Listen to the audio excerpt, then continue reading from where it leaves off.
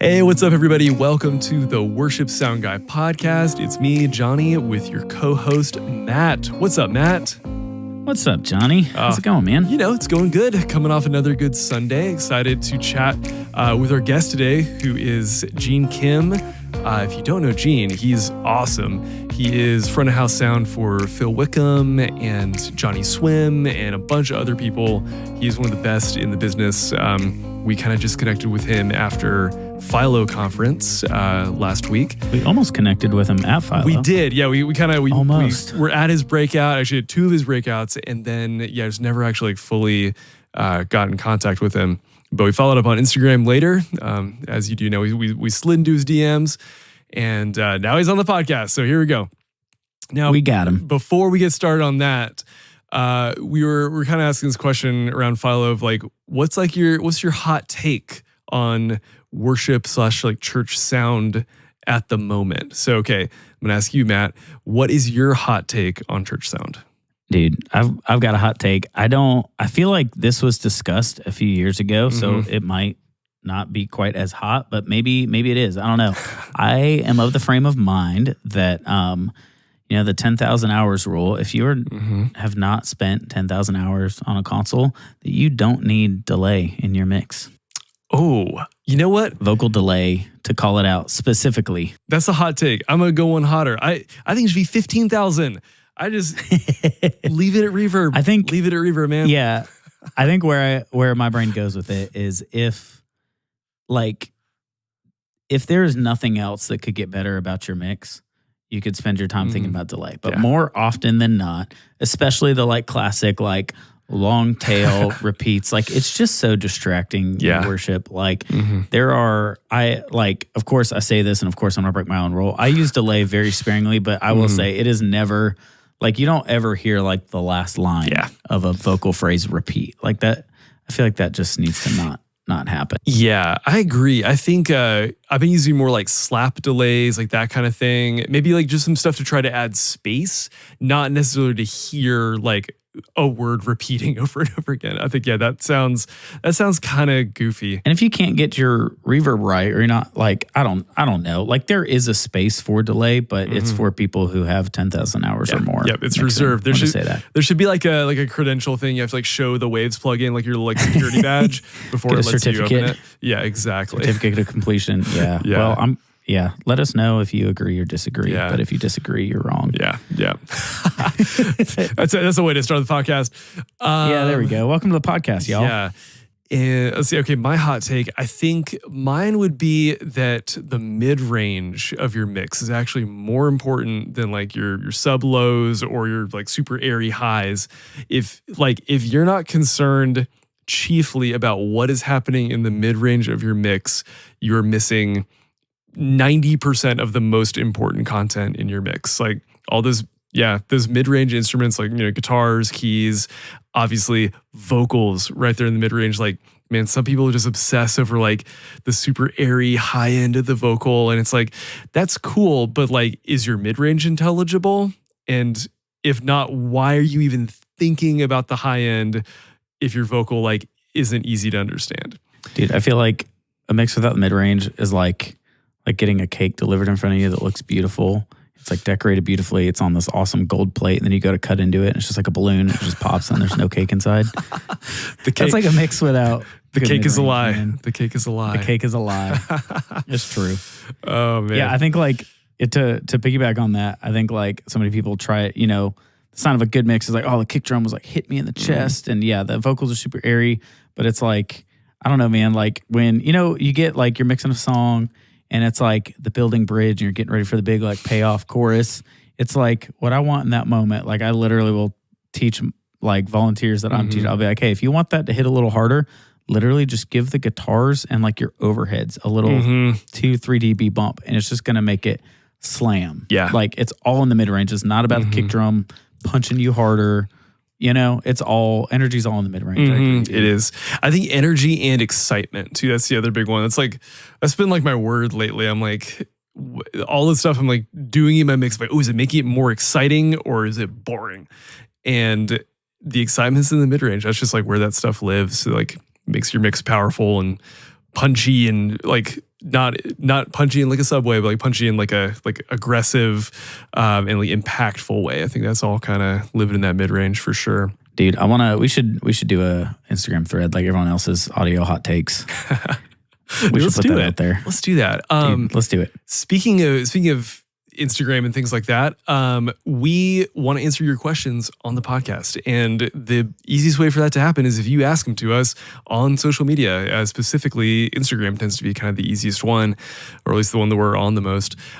So going forward, we're going to have like a story on our Instagram where you can respond with a question that we will answer on the next podcast. So if you're interested in that, go follow us over at Worship Sound Guy if you're not already, so you don't miss that story. And please submit your questions because we'd love to hear from you. That'd be great. With that, I think we can get on with our interview with Gene. This is going to be a really good one. Make sure you take some notes. He's got a bunch of really fantastic stuff to say. So let's check out our interview with Gene Kim.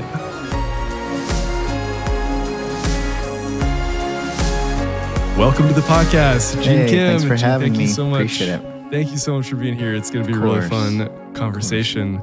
Okay, just to lead us off here, if you're not watching the video, you can't see this, but I have got my new D&B Brew little mug here that I got from Philo, and what's in it is some Crew Brew coffee that you roasted. I did, yeah. And it's great. Oh, cool. I'm glad you like it. So I think that was one of the first things like I heard about you, and it was like, oh, there's like this audio guy, and he's brewing coffee. And I was like, This is my Makes kind of sense. Guy. Yeah, pandemic hobby. It does. It makes a ton of sense. Matt and I are both kind of coffee nerds, so I think like every great mix starts with a really good cup of coffee. There you go. I think every good conversation should also start that way. There you go. So how did you get into doing coffee? Like, how did that come about? Yeah, well, as you know, we did a almost 3-year shutdown in our world. And I got a coffee roaster for my birthday from my lovely wife. And at the time, I wasn't doing a whole lot besides, stay at home schooling, like junior high math, which was really rough for me. That's kind of the ceiling of my math ability. And so I started burning coffee and I got way into it. And then when shows started coming back, little by little in 2021, the half capacity, shows and events and things like that. I started doing these worship nights with Phil, and it was, a guitar and us in a SUV just kind of going around to parts of the country that would let you have shows in person. Yep. And he said, "What have you been up to?" And I said, "Oh, I've been roasting coffee." So I'm telling him about Crew Brew, and I don't know what happened, but I was thinking like, oh, like this could be something fun I do when I'm off the road and, I can't hear anymore and have a lot of time on my hands. And he got super pumped. He was so excited and supportive about it. He found the Instagram placeholder that I had, which had nothing. It was just a blank, like not even a single post. And he tagged it and said, "This is Gene. I'm so pumped for this coffee he's making." He's never tasted this coffee, so he's just pretending like it's going to be awesome, or just the faith of that it's going to be awesome. And I had a few hundred DMs in my inbox on Monday after that run of show, just like, "Hey, where's this coffee? I'd love to try it." And I had never, my roaster was a 1/2 pound sample roaster. Like that's like not even a full bag. Yeah. And I was like, well, I don't have a lot of shows this month. Maybe I could throw up a really bad Wix landing page and see if I could like take orders. And I had I immediately got, 150-ish orders. And I was like, this is a problem. I don't know how to roast. I'm not going to do 15-minute 1/2 pound batches, for. Like I didn't need another full-time job. Yeah. And so I really figured out how to, rent space at a commercial facility and started buying like the really big bags of coffee, the kind in the burlap sacks, and just kind of figured it out. And, to be fair, it was not the best coffee because, it's just like mixing. It takes a while for you to figure it out just to have something drinkable. Yeah. And especially when you go from a 1/2 pound, like you're like, oh, I'm pretty good at this at a 1/2 pound level.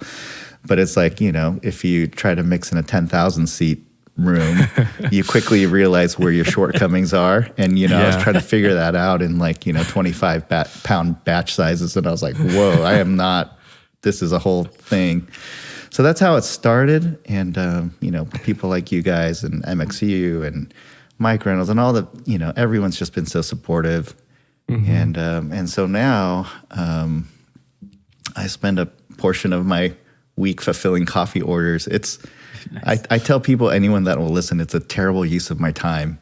When you're like taping Uline cardboard boxes together with packing tape and printing labels, you're like, this is not what I should be doing with my resources, And but it's so fun on a relational level, like you said, we just met and you're drinking something that I made, and it's at a conference like Philo where people are stoked about it. And that's my little dog. Oh, love it. Love it. It's great. What kind of dog do you have? Man, she is 10 pounds and she's everything embarrassing. Like white, fluffy, little, loud, and, the typical story. I didn't want the dog and now it's my best friend. Yep. That's how it always goes. Yeah. I mean, listen, Matt's got cats over here, so like, I got two cats. So anything's a step up from that. Okay. Yeah, I mean, I do everything wrong. I mean, I have a car seat for her in the car, and I drive her around doing amazing. my errands, and people just are like, look at that. He is and then you can fill in the blank for whatever word you want to use. That's not awesome of a human being, but that's me. Anyway, so on a relation level, people like D&B and, just friends just being super kind. And now I feel like, okay, like I'm slowly getting a hand on this coffee roasting thing. And I think it's getting there and it's fun. But that's awesome. Yeah. That's so cool. Dude, I had my first cup on the way into service yesterday, and it was fantastic. Awesome. Did you get some of the D&B coffee? Yeah, we both did. The D&B folks, they're so particular about even the coffee profile. Really? If you look at like the way they describe it, like the LF is this origin, the MF, the mid frequencies is this origin, the HF is the aromatics and the floral notes are this, and they want everything to be very even. So there's a lot of like testing, like flavor profile testing, even in the even in their coffee. Like if they're going to put their logo on it, like it's just like a D&B loudspeaker. It has, like when I started talking to their vice president of marketing about coffee, and I said, well, like if you think about this coffee profile, like it's so clean and distinct. It's like it's got great off-axis pattern control. And he just lit up and he was like, that's amazing. All right, you're the guy that should make the coffee for us because you're thinking about it in the way that we think about loudspeakers. So I love it so much. So the D&B coffee is like very specific, Yeah. Well, I was gonna say too. Like, I noticed you had a varietal from Mexico in there, which is very cool and not something that I feel like we see a ton. It's always, like Honduras or Guatemala, Ethiopia, like that kind of thing. There are origins that kind of people, just because like historically in their coffee trading, like exporting, it will score not specialty grade, it's more commodity grade. But that region of Mexico, Chiapas, it borders Peru. And so it's high elevation mountainous coffee with like, rainforesty type of weather. And so the best coffee in Mexico definitely comes from there. But, you get this really strong, like bold, it's kind of muscular. Like it's like a strong chocolatey coffee, but it's kind of mean. Like it's got like work boots on and it's like very like, it's like very firm. So like the low end was very structured. And so that was the part of the coffee that, the origin that made that side of the coffee, if that makes sense. Yeah, absolutely. Yeah, that's so cool. I'm drinking it. I did a V60 right now. Cool. I'm going to try it as espresso later. Yeah, I think it could be good. Yeah, that's one part of the coffee that I really try to do is before I would make like very espresso, like blends just for espresso. And then I just started thinking, I drink a lot of single origins, bright coffee as espresso, and I like it, and I just adjust the grind setting and things like that to kind of make it work. So I think any coffee that says crew brew on it, you could do both, and you could put it in like a Mr. Coffee drip machine and have it be just fine, It's good. Yeah. Old Faithful, Yeah. man. Yeah, that's the for idea. real. Yeah, I'm a big believer in like any coffee, any brew. Just like there are ways to make it work. You may have to tweak it a little bit, but you can make it work for whatever. Yeah, and really you learn what you like, and you like certain ratios, brew temperatures. You like different extraction methods, and you figure out your preference because everyone likes coffee really differently, Yeah. And that's one thing that I think it's important. People are always like, "What's the pour over recipe?" And I'm like, "Well, what do you like?" It's like asking what kind of wine do you depends. like, or like how do you like your steak cooked? It's like everyone's different, That's true. That's a great segue into mixing, bro. It is, yeah, man. I was literally like, ooh, this is just setting it up. Wait, what are we talking about again? Yeah. That's awesome. So getting into mixing, man, I mean, everybody likes their mixes a little different too. Sure.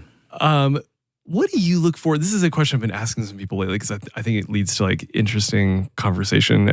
What do you like in a mix? Like, what do you like to listen for? Yeah, I think when I'm mixing, it might not be what am I looking for. I'm thinking about the person that I'm mixing for, and I think about what makes them the most them, and then I think about what about them and what's unique to the way they do what they do helps get like a emotional connection or response, or if I'm doing a Johnnyswim show, there's things that Abner and Amanda do, the way they sing together, harmonize together, do unison together, those kinds of things that are very unique to them. And so I'm trying to figure out how to get that across so that the people in attendance are getting like the maximum emotional connection to them. So how that feels in terms of a mix from, the curve or what things come forward or backwards, I'm just trying to think of like, how can I help the most of them get connected to the people that are there? If it's like a worship setting like Phil, I want his leading to be the most, I don't want anything in the way of the way he's leading that moment, if that makes sense.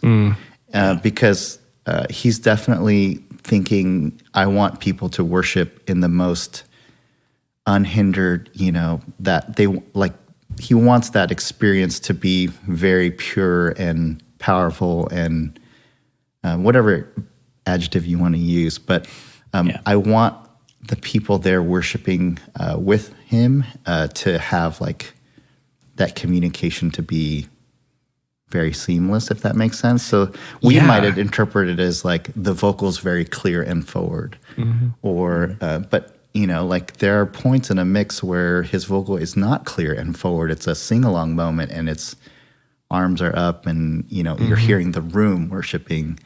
Other times it's super rock and roll, and it's drums forward, and you have the big guitars and the big snare drum and the kick drum that is very like mean and aggressive.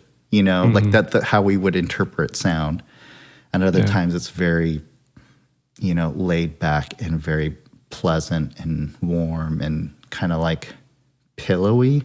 So there's no real like, oh, what are you looking for? I think I'm just trying to think of like ways to help people connect through what's happening and not feel like, oh, I'm hearing Gene mix. Does that make sense? Like, that would be like a real bummer for me if someone came and said like Gene's mixing.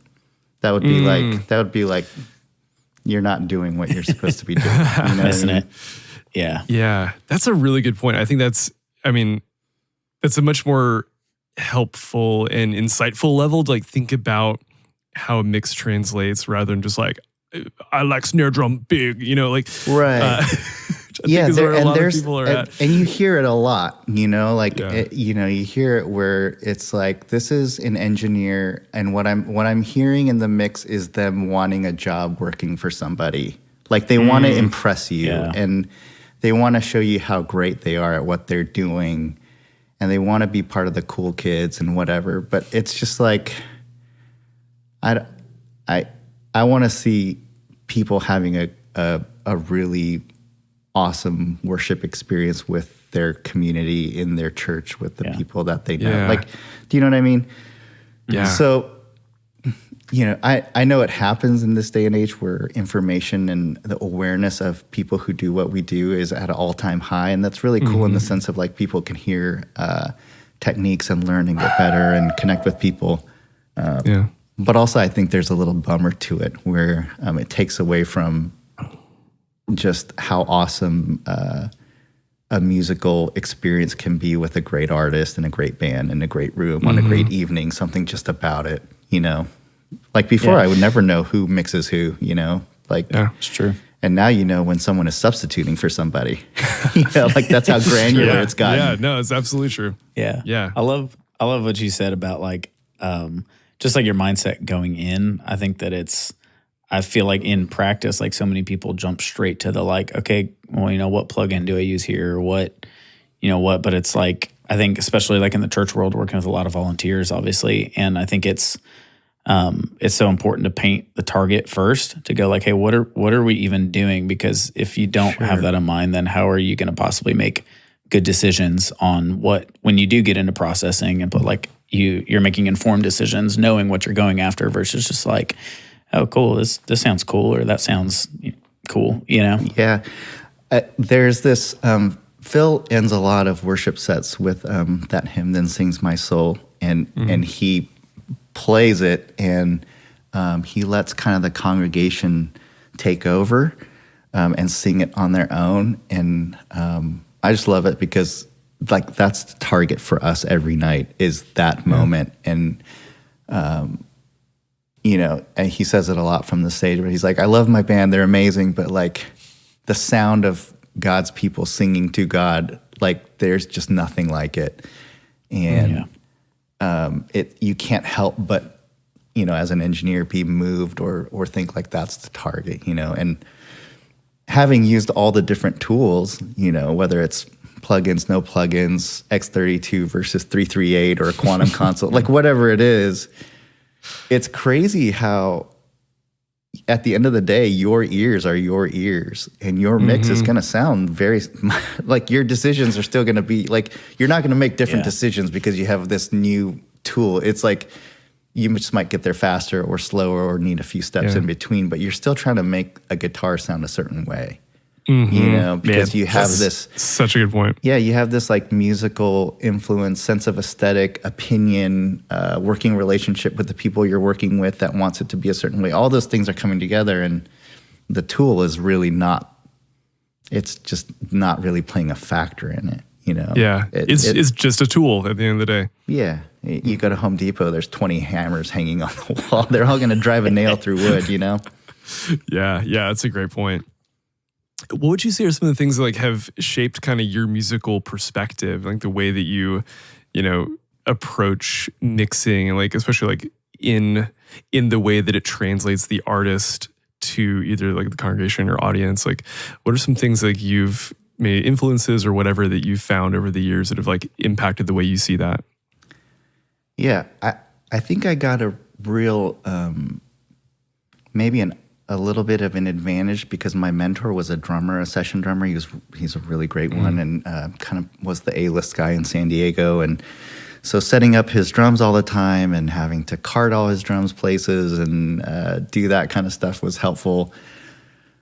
And then, just being a really average guitar player, musician myself and just, you realize like, okay, those are the people that actually like should be on stage doing it. And, but just still being like, I still love music so much. Maybe that's it now that I'm like processing it out loud, but music is just so fun. Yeah. And being around it is so fun. And so many of my formative, like early memories is like of music in church. And just that, bad PV mixer with speakers on sticks with your buddies on a Saturday afternoon, playing the same 4 chords on like a really beat up guitar and having the time of your life and using way too many adapters and maybe like borderline doing like dumb electrical stuff, like those are like your favorite memories, real close, Yeah. And so I just think those are all the, I'm a little bit older, but when I'm working with folks, like our musical references are the same. You know, we can still talk about a Rufus Wainwright record or a Jeff Buckley record, or you could talk about Interpol or bands like that, or the Pumpkins or whatever you're listening to, and so all those things kind of. But at the end of it, it's early high school memories of music, and then as an adult, you're like, I can't believe that's the same feeling of work sometimes. I mean, not when I'm packing a truck at 1 a.m., but the actual part where we're like Joel, the drummer, Phil's drummer, he comes out early most days just to kind of hit drums, and he just likes we just like talking about drums. Yep. And we're just talking through tones and what he's feeling, what he's hearing, what the room's doing. And we always there's a gap between the rest of the band showing up. And as we're like kind of leaving to catering or something, we're just like, that's the best. Like, this is the best. Like, I just can't believe this is what our work life is. You know what I mean? And we say dumb things to each other, just like, I love you, Joel. He's like, I love you, Pete. Just like, man, this is nothing better, And that's the same at local church versus, you know what I mean? It's the same, it's the same feeling, Yeah. Yeah, that's so true. I went on a way tangent there. I'm sorry, but no, that's great, man. I'll tell you what, it made me think like two things. First was like, so I grew up going to this like little tiny Methodist church, and like on an objective level, they had like a really bad like praise team, but I remember like that was kind of my first like music in church sort of experience, and I just remember thinking it was so cool. Yeah, and it is. Just like It was, like and getting it to is. see a live band. Yeah, I was like, oh, this is so cool. Yeah, and that's like one of the things that like made me want to start playing guitar. Yeah. And then but thinking back on it, I was like, man, I don't think I ever even looked over at the guy who's running sound. And like now that's what I do.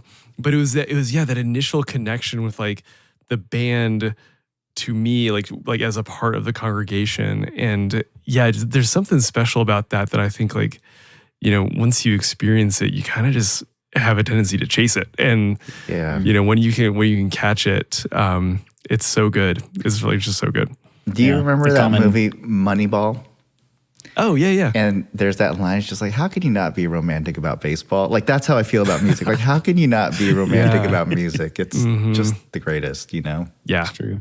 I was gonna say the common thread I'm seeing here is be an average enough guitarist to where they look for another job for you, and then you might find your career. Oh, I remember praise team auditions and not making it, and then being like, well, like you could still hang out. Like the PV mixer with the bad spring reverb is over there. The block one with the carpet exterior and the 6-band EQ or whatever it was. It's just like, all right, you're in charge of that now. It's like, okay, cool. Yep.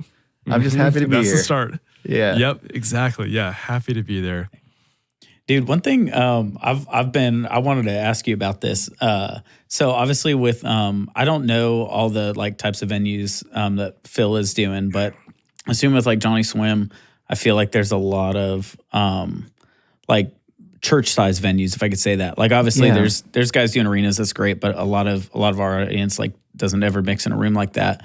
But a lot of like theaters, clubs, like, few hundred size, I would assume you're doing a good amount of venues that are that size. What like from a venue perspective, and not to get like down the like system tuning rabbit hole or anything like that, but just like I'm curious how much like the room or the venue you're playing affects your mix decisions or even like your approach to different. I know like, in theory, like technically that should all be handled on the tuning side, and you should, be able to throw your mix up and be almost there. But I'm just curious, like if that plays into your approach at all.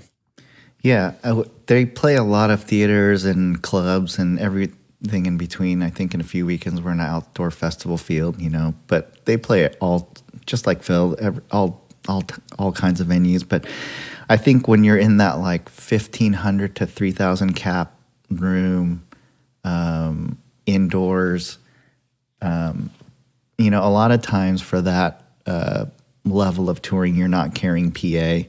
and you kind of are working with like PA of the day, which is, often like Phil, same thing. You don't know where you're going into. One day it's a beautiful K2 rig, and the next day it's some EV rig from 20 years ago, and you're trying to figure out like, well, okay, like how do I do this? And a lot of it is just managing SPL and low end management, because there is a level that I would like to start top of show, a level of bigness and in your faceness and just SPL low end level that I would like to start at. But if I just know I don't have it that day, I'm going to slowly work my way there to, 2/3 of the set later.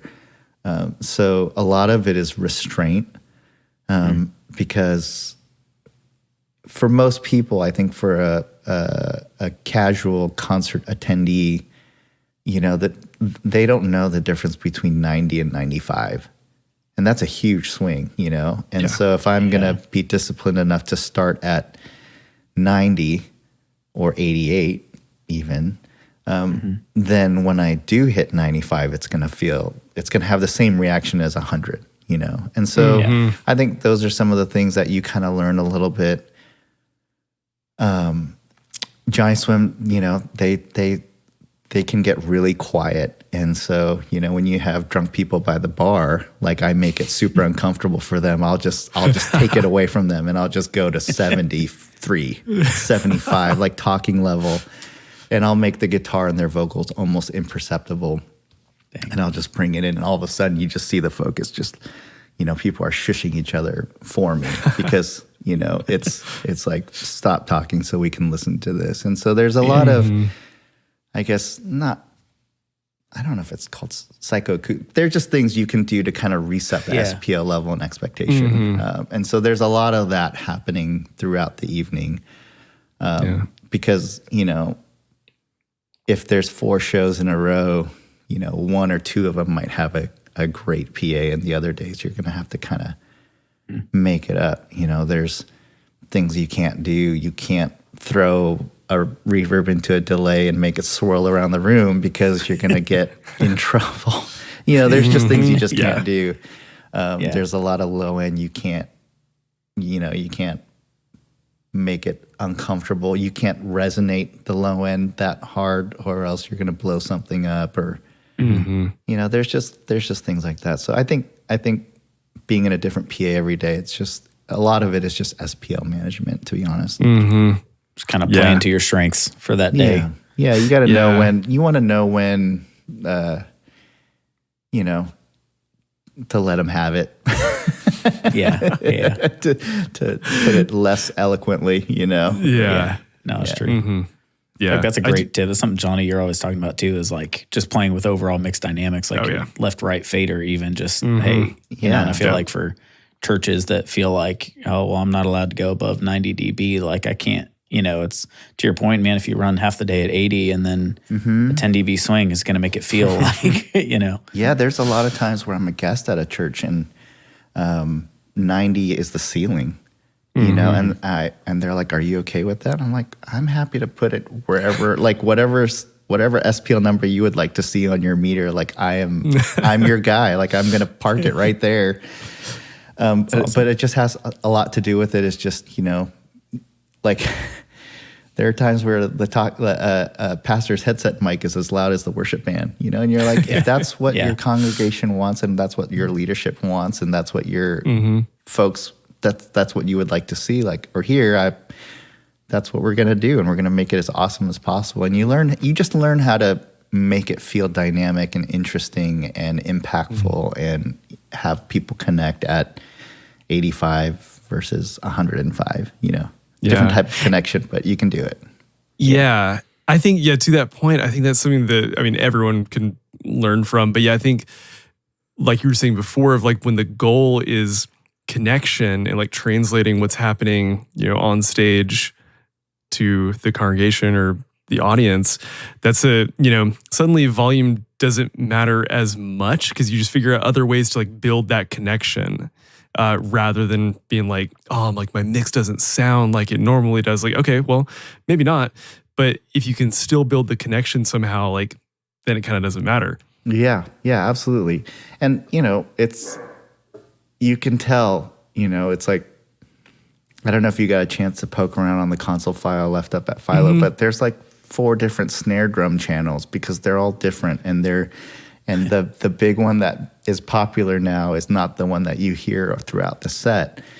Sometimes it's the really airy one that favors the snare wires because they're, it's the opposite of gated. And there's one that's really pitched down with torque because I want it to hit a certain note for this song, or the other one's really flat and chunky because it's got this like weird mute math vibe of a song, and it's got to be very short and without a lot of decay. And then there's one that's huge and big and it has a lot of plugins and it hits a lot of effects things downstream. And so I just think when you say, oh, what is like the style of what is a mix, what do you want? And it's just like whatever is appropriate for the song and the moment and the people you're working for or with, and that, I think in the church sense, is what is your church congregation and leadership's, team and worship leader and band and all the people that you're working with, like what is your, what is the sound that everyone wants that helps your particular church community worship, Yeah, that's really true. I think a lot of people forget maybe that like we're in the service industry. I think a lot of people are like, oh, we're entertainment people. It's like, well, not really. Like you're really in the service industry. Whether it's the artist, it's serving the song, it's serving the congregation, it's serving leadership and pastors and whoever else. Like that's really our job. Yeah, I don't have opinions about 3 dB of anything on the console surface. 5 dB. If someone said like I'd really love to hear more of fill in the blank, then I'm like, absolutely. Then we're going to hear more of fill in the blank. Sure. That's so easy. I mean, that's what the fader's for. I don't understand the problem when people are like, and I think it's hard because most people don't experience like a music director, the artist themselves, management, maybe a record producer that had a sound in the way things sounded. Like all those people standing at front of house next to you with an opinion and a rightful opinion. They care about the way it sounds, and they have a high investment in the way it sounds. And you're hired as a front of house engineer to serve, like you said, to serve them and what they want it to be. And so, first they've hired you and put you in that seat because of they like what you do. But there's a ton of stuff that people don't understand. It's a little bit more of that, a little less of this. Let's forward that. Can you bring up this and make it feel like this? Can you listen to the record again and reference that and highlight this? And I think that's our job. Is to, like you said, we're in the service industry. Whatever. If I'm not happy, like if Phil comes out to front of house and he's happy, guess what? I'm happy. You know what I mean? If he's bummed, guess what? I'm bummed. It has nothing to do with what it sounds like. You know what I mean? Yeah. One of my favorite modern engineers, a well-known worship person came out and asked him, like, hey, how was your night? And he responded with, how was your night? Because how your night, if you had a great, and he said, great. And he said, well, my night went great too then. It's true. It's just like some people just get the assignment, like you understand your assignment. And that's it. Yeah, and it's true. Yeah. Matt, what were you going to say? I was going to say, I think Gene, you actually, I forget which one it was, but one of your sessions at Philo, you kind of got into this a little bit, but talking about how like at some point, I don't know when it happened, but like at some point, like a lot of front of house guys got in their head that like, okay, they're judge and jury and like my opinion is the last. And it's so funny because when you talk about it like this, to me, it becomes so obvious. It's like, yeah, man, no one like there's no room for your opinion. I mean, not, like you have something valuable to bring, of course, but like at the end of the day, it's not, it's like what's the classic, the rat, no one goes home humming the light show. Yeah. It's like, that's true. But in the same breath, it's like, man, also no one goes home like talking about your mix except for maybe other engineers, like, and even outside of an artist context, just in church, it's like, man, people come to church not to hear your mix, but to connect with Jesus. And it's like, Absolutely. if you're doing that, then yeah, it was a great day, but there's no room for, ego and like, I don't know. It's funny when you talk about it like this, it seems so apparent, but I think it's so easy to get lost in that. And I don't know when that became a thing, when audio guys were like, yeah, no, we know what's best. You don't know anything. I don't know when that started, I think the attitude of toxic audio engineers has always been there historically. I just think now our awareness of it with social media platforms and the access to folks that do it at a very high level, or at a very loud, obnoxious level, they just get amplified for better or for worse. That's true. It's so refreshing to hear you talk about it, man, because I feel like maybe that's exactly it, but I feel like the last like several years, just for so long, you hear so much of the toxic, whatever we're going to label that. Like that just becomes, you kind of, that's just how audio guys are. And so it's so refreshing to hear you talk about it from that. So it's like, hey, we're serving something bigger. I'm serving the people I'm working for. Right. And, I remember it was a few years ago, I think, when I personally first found you on Instagram and you sharing stuff about, they say I'm here to run audio, but actually I'm just smoking meat and making coffee for them and being a good hang, Yeah. And I'm like, man, honestly, like that counts for a lot. The mixing part is, time in front of a console is actually pretty small, I'm so sorry for everyone with my dog. I think it's mail and garbage day, and so this is real it's life. all going down. Your dog's best day of the week, man. Yeah, but I think to your point, it's a small part of your day where you're actually in front of a console and turning knobs, and really the decision is, hey, at 3 a.m. when we've missed our second flight and our bags haven't shown up, and we've like gone into that weird limbo of like missing a meal because of like weird layover times and time zone changes. And when it's day 4 or 10, like who do I want to sit in silence next to, And it's also, just as much as who do I want the person to be that is responsible for how people experience what we're doing on this side of, from the stage side perspective. And there's just a lot of things to that. But I do think the kind of the judge, jury kind of thing that audio folks can kind of fall into, they just have to think like the mix that they throw up is kind of like, hey, like this is the starting point. Here's what I'm thinking. Like, what are you guys thinking? And to not hold it so precious, and to be a little bit open-handed, There's definitely engineers of a certain caliber that are paid for the way they do things, and it's kind of like everything caters to them to do it that way. And that is like, I don't think of myself as that way, not because of I'm more humble or anything like that. I just think like they are like the super athlete Olympian version of like front of house engineers. Like they are that good. You know what I mean? Like just give me initials. You don't have to say their name. Just give me initials. Like they are that good. Like when you hear it, you're just like, yep, that's it. And they come with that good price tag and that kind of good amenities and that kind of good arrogance or confidence or whatever they might be. Yeah. And I kind of think of myself as more of like the working guy, and I think that's probably been a gift in some sense of just like I have to work really hard and I have to be really kind and and I think that's probably better from a human standpoint, but this is kind of like first pass. This is and it's open to collaboration. Truly, I don't know of anything where it's like collaboration hasn't made something better. You know what I mean? Yeah. Oh, that's a great point. I think to your point as well, like I'm sure that's a big reason why you keep getting hired for stuff. It's like you're fun to work with. It's like to like it's like the grumpy sound guy stereotype. It's like, man, nobody wants to hire that guy.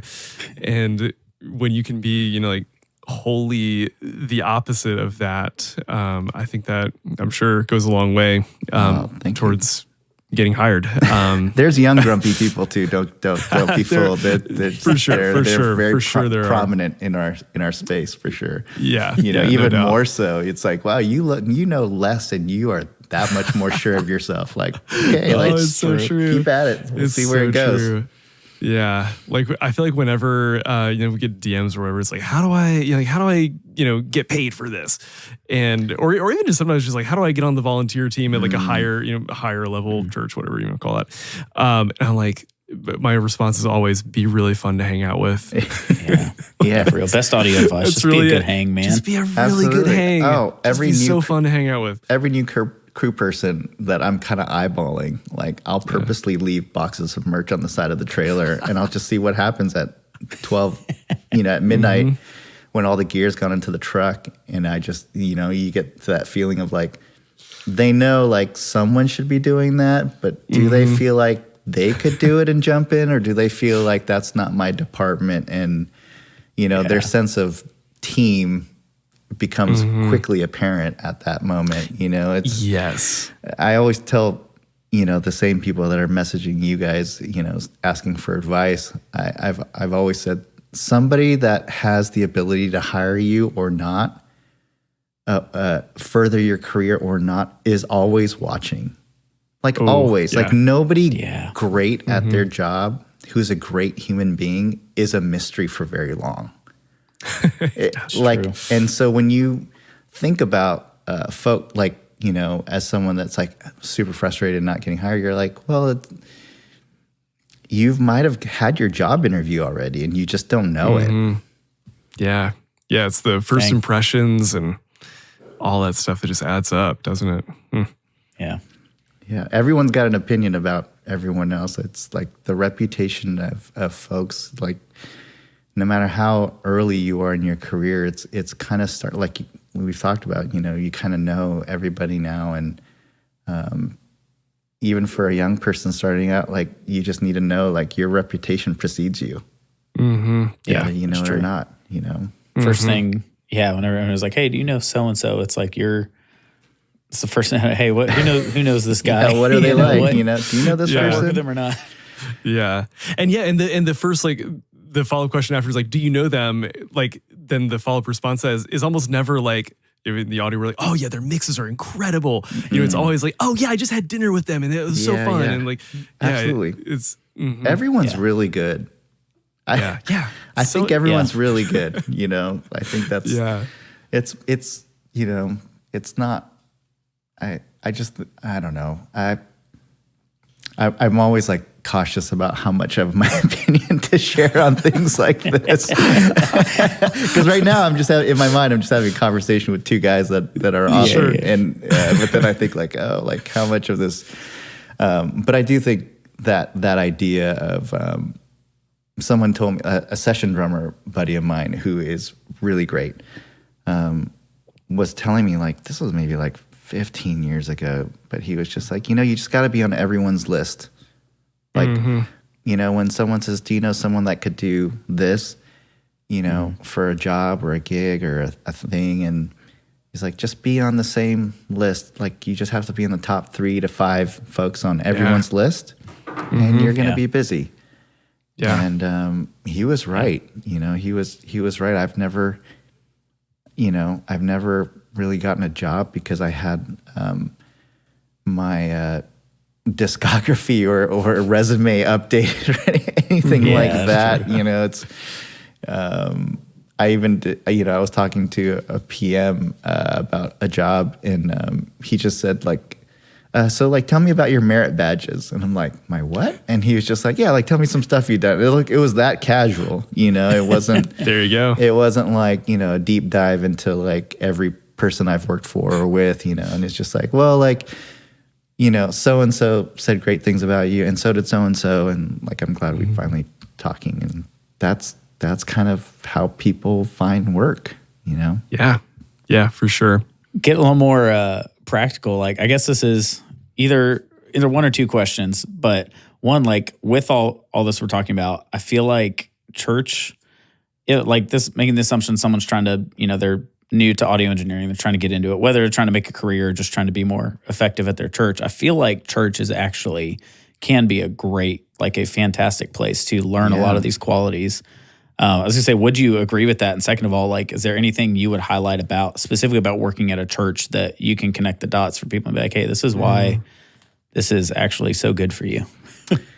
Yeah, I mean, if you think about even in the non-CCM sector of work that I do, it's like it's shocking how many folks have backgrounds in church choir or church music or church engineering or, all that stuff. I just think about seat time. How much seat time can you get? If you're looking at the 10,000 hours principle, if you work at a local AV regional company and they have one event a week and most of your hours are doing shop time, and then you pack a truck and then you go out and then you're working with the band for maybe an hour and a half, versus, someone at a church who has multiple events a week, whether it's a talking head, a play, a kids thing, a band, different types of bands. I just think pure seat time, even engineers that are not believers who want nothing to do with Jesus or being in a church, I tell them there are amazing places that would welcome you with open arms, regardless of belief, and would love to have you in their building, And that happened at the church that I was on staff at, with various schools and internship programs and things like that. But just pure seat time, it's kind of hard not to look at it and say, wow, what an opportunity to have that many hours under your belt. That's true. I also, if I'm mentoring or coaching a church engineer, one thing I remind them is like how much of a blessing is it that you continue to make mistakes and you're not fired? Ooh, yeah. True. If I kept making mistakes more than a few times, like if I had a less than awesome attitude, or if I showed up late, or if I blew this off, or if I forgot this piece of gear and it happened regularly, I would be quietly fired. I would just not get called back, But, in the church space, like, grace is it's abundant, and I don't know if it's because of scarcity or kindness or Jesus or, what those reasons are. They're probably fluctuating percentages on a given basis, or wisdom of leadership. But, it's a space where you can really develop and also make mistakes.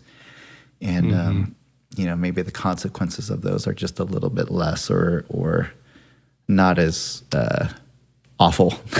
Yeah. And I just think all those things, such a good point. All those things are,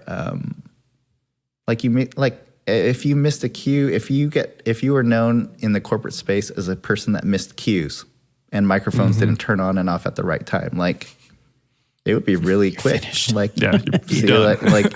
You just would, and true. The higher profile the corporate event was, like, the quicker you would be removed from your seat. And yet, senior pastor's mic doesn't turn on at the right time for a lot of places. And I'm always just like, that's really hard for me to understand, but cool. That's true. I feel like that also makes me think that, like, to your point, like in corporate AV world or other stuff, that the console hours, I'm going, like, honestly, a lot of church audio guys out there probably have a lot more experience and ability than they may even realize. Like, just the sheer exposure, like, who else has that much time working on talking head, like you said, like, kids plays, like whatever, like that's can be actually a very difficult thing to work with. Yeah. And like, honestly, sometimes I think we think, oh, well, I'm not mixing arenas, so I don't know what I'm doing, but it's like, you might actually have more ability and experience than you give yourself credit for. Absolutely.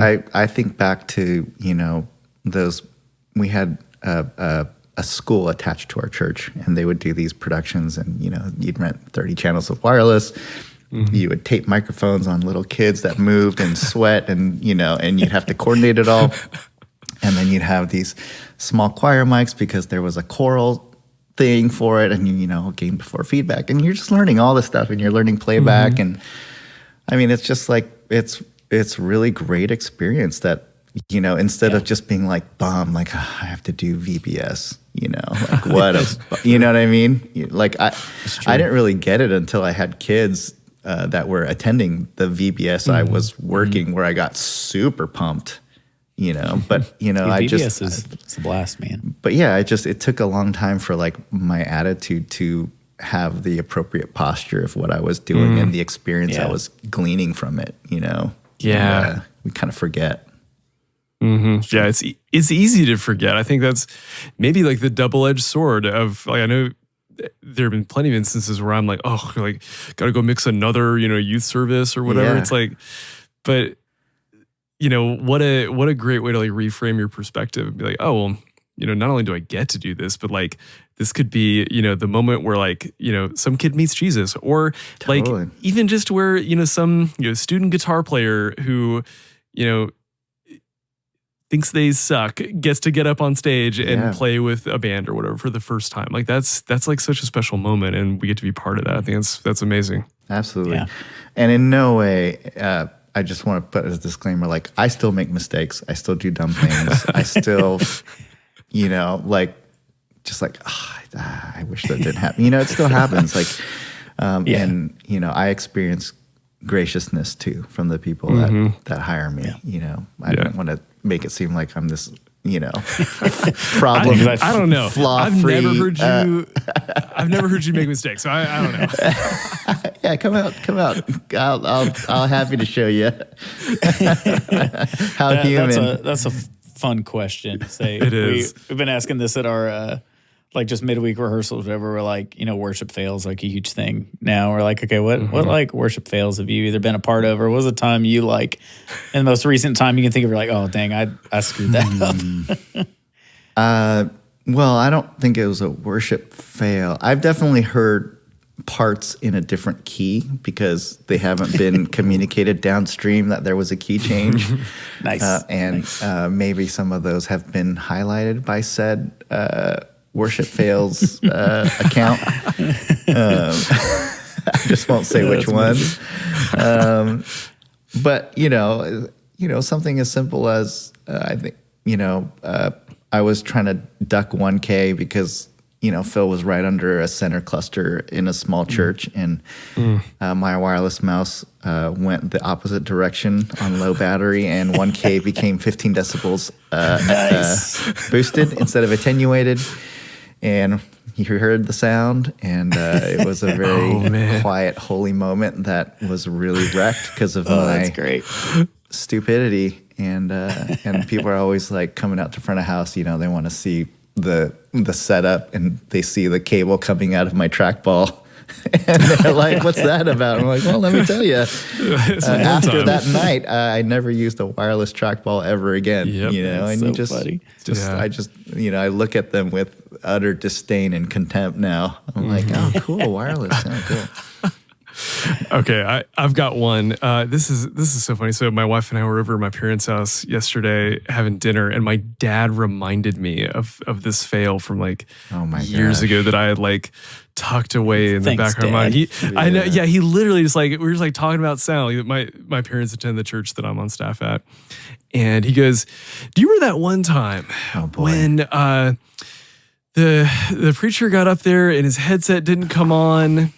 And then you had to run up and change the battery. And I was like, oh, yeah, I do remember that. And then he goes, yeah, do you remember like right after that, how after it turned back on, he was talking, but he wasn't saying, he was like just moving his mouth to fake you out afterwards. And I was like, oh my God, I do remember that. And has blocked that out. Yeah, I have to like, I don't know, give him a hard time about that. But yeah, it was so my pastor's kind of, he's a funny guy. He's a very funny guy.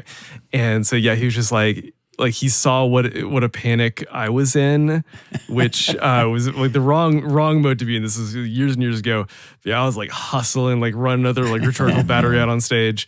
And and then he just took that and ran with it and acted like it still didn't come back on. And I was just just exploding with anxiety. Man, that hits too close to home for me. Just a lot of PTSD that gets triggered right into my mind when that happens. There's such a with headset mics in particular, you know, it's kind of like you have one and then you have the backup. I always loved seeing like engineers from the UK where they kind of looked at it as if you test the backup mic, you're asking for it. So they don't do it just as like a superstitious. So they're like, there it is. It's ready to go, but we're not going to put it on stage and talk into it and test it. Like it's going to jinx it. Like you don't do that. You have it ready, but you don't test it. And I just love like little things like that where you're just like, wow, that's like a really interesting, very British, you know, it's just like, and I kind of respected it. You know, I kind of was just like, okay, I could see I like that. Mm-hmm. It's like one of those things you're teaching the new guy coming up here. Hey, whatever you do, don't ever test the backup mic. And he's scratching his head like, why would you not test the backup mic? Yeah, you're like, you just don't. Yeah, what does that say about the preparation you did on primary mic? You know, it's like, did you not? Are you doing something wrong? Are you dropping the ball in a way that says we're going to need that backup mic? You know, it's like, I don't know. Yeah, Johnny, I think I told you this one, but real quick, this was like probably one of my most humbling moments as an engineer. We were doing, it was like in a high school gym. It was like the artist I was working for. We just did like a middle of the afternoon thing at a middle school. It was middle school or high school, I can't remember, but we got in there, X32, 4-piece band, and I was in this phase where, you know, I was running Live Professor and Slate Trigger. I was like, I can make a kick and snare sound. No sound check, no problem. I'll just trigger it, whatever. And dude, we were in a hurry, and I basically just patched the kick and the snare triggers backwards. And so first song goes, and I'm like, bro, something's off. And I'm like, it took me half the song. The funny thing, now that I think about it, I think it was like a Phil Wickham. I think it was This Is Amazing Grace opener. And I'm like, something's not right, man. And halfway through, I'm like, dude, why does it sound like every time he hits a kick, the snare's going? That's exactly what was happening. Yeah, that's so funny. I stopped triggering things after that day. That is amazing. Packed it up and put it away for good. Yeah. Oh man, that's a dangerous path to walk down. I'll tell you that. I've kind of gone back and forth on the triggering, you know, debate. You know, just in the same sense of like I was like super anti-waves, and now I'm like, you know, I'm like you might as well tattoo waves on my arm. You know, it's like I'm using all the plugins now, and you know, I get it. Like you should have a great sounding snare drum that's very versatile in different channels to make it sound different ways. But there's certain sounds on records these days, and you're just like, unless the drummer and the drum tech is going to pull that snare and make a snare head change for that song or that part, or they're going to put a second snare on a stand with a different mic, it's never going to sound like that. Or if it's like, or if you're just doing like a Lin drum part, or if it's like a really weird kick sound, like whatever drum thing. And now I'm just like, you know, even in worship where the sounds and textures and things like that you're supporting are getting so interesting. It's not to replace, but it's just like, I want that sound for that part, for this song, for this moment. Yeah. And so now I kind of think about it as, you know, maybe the next tour I'm thinking like, I think I'm going to have some snare samples or a trigger to you know, or at least a second pad or something like that to kind of do it, something you know. in there. A drummer had a great idea. He's super creative. He plays a drum pad with the kit, and what we do is we will put a small amplifier next to him. And so I have the DI, but I also have the amplifier there. And so in the overheads and close mics, you're still getting that like cohesive drum sound. Yeah. And so the amplifier is an acoustic drum per se, because it still has a microphone. And so because like an electric sound is so fast, it like it feels ahead of a drum kit. And so just being able to use that sound from an amplifier is one way that it's been really interesting to kind of make it feel like, oh, it's still part of an acoustic drum kit. Interesting. Sorry, just weird idea that I was just like, oh, this would be a good one. Man, I love that. I'm gonna have to try that now. Yeah, I was gonna say I hope you when I'm mute thinking all of this. samples- I hope the magic of it's all muting. good. You can Yes. you could use Clarity VX or Isotope yeah. or something like that and just wipe Yeah. that out. Man, Clarity VX is on a different level. That thing's magic. That's I don't know. AI. Yeah, it's absolutely. AI wizardry. Do a live recording and then use that and make it like on your spot audience mics or something like that. It's crazy. Well, Gene, okay, we're just talking. We don't want to take up like too much of your time, No, but this has been it's such fun. a good conversation. Do you have like any, just like, I don't know, sounds so like monumental, but like parting words of advice? What would you tell people who are just kind of looking for like a takeaway? Like what would you advise somebody? Man, I don't know. The things I'm thinking about, if I'm giving like advice, it tends to be the, work hard, be kind, be thoughtful. It's just all the really seemingly basic things that we're tired of hearing, But I will say, I like, one of the blessings or gifts of getting older is like seeing people that have been your A2 or whatnot do awesome stuff, bigger stuff sooner than your own self. And this past weekend, I was celebrating a buddy of mine who long time still comes out and does A2 stuff, stage stuff, and he was SCing his first arena tour, and he was deploying a huge PA, and I was just so proud, and awesome. of him, and just I was just like, wow, that is really amazing. And I was saying the same thing we touched on earlier of just like, if you're really good at your job and you're a great human being, like it just doesn't take very long for the industry to figure it out. Yeah. It's just it just happens pretty quickly.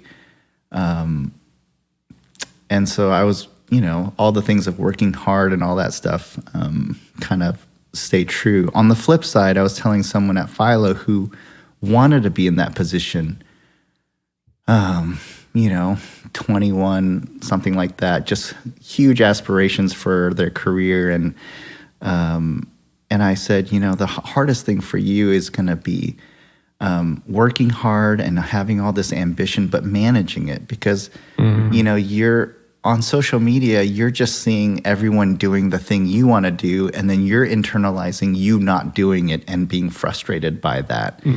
And I said, the hard part with that is when that kind of sinks in and takes root, what happens is you become really frustrated, and then you start dropping the ball and you stop serving the people in front of you. And I said, managing ambition is serving the people in front of you while still feeling like you're headed in a certain direction. And so I say that with a bit of like, there's two sides to that, working hard, wanting to do this thing and having great career aspirations, but also like, nobody has gotten to a cool thing, a cool job, a cool community job position, whatever, without serving the people right in front of them really well. So I would just say, like, don't forget those two things, Yeah. Gosh, that's so good. That's great. Everybody needs to know that. Yeah. So I feel like even myself, it's this stage of my career, it's part of the evaluation process of just like, is this the right thing? Am I serving the people in front of me? How do I do that well? Is this the right? It never goes away because you somehow like figure it out. It's like, no, we're still pretty like immature and emotionally vulnerable if we start, internalizing what we see elsewhere. Like if that becomes too much of your diet of seeing what other people are doing, like nobody is impervious to those kinds of feelings and emotions, and then acting out according to, and no one that's in front of you wants to feel like you're just using them to get to the next. I feel like there's such a strong meter for that. Use the phrase you used earlier. Anyone who's going to get you your next job, like they're going to smell that out so fast, and it's so like the biggest turn off. Yeah, I mean, it's like you said, Johnny. It's like, how do I serve at a church that may be a little bit bigger? It's like you serve. Without any other it's true. idea, motive, goal. Yeah. You just serve. That's it. Yeah. And, I mean, I literally feel like the points where I feel like I'd gotten the farthest down the road in my career were the times where I wasn't trying. Anytime I felt like I was, trying to network, trying to, meet the right whatever, it just like never went anywhere. And the times that I was just like head down, content where I'm at, and I'm just going to do this the best that I can, is when things came out of left field, or I met someone and didn't think twice about it, and then you know what I mean? Like, someone's always watching. It's true. Also, if the pandemic taught us anything, who are you when you're not doing this? Come on.